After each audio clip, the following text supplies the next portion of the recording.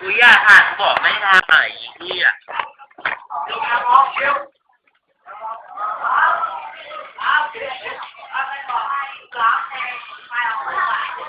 ไปพาทักท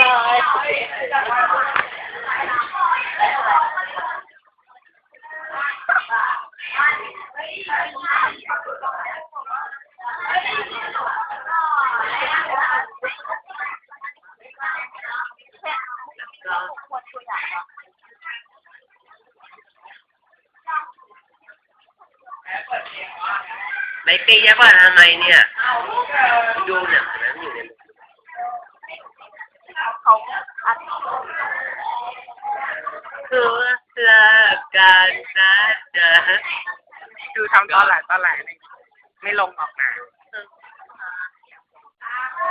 กูบอกกูไม่อ่านจริงๆกูไม่ชอบไม่อยากเด่น กูไม่ได้เอามึงลง YouTube กูจะให้คนอื่นดูเนี่ยก็เพื่อนกูตอนไหนไง เอาไว้แทนนี้ดีกว่าเขาหนาแล้วเหมือนมีคนมาถ่ายรูปกูอ่ะเหี้ย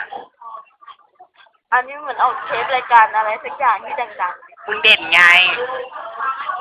สวัสดีค่ะนี่คือรายการพัฒนุทุกท่านครับวันนี้นะครับมีคณะกรรมการ3 คนนะครับใครวะแอมเบบี้ไมล์ค่ะตาวบินวีค่ะ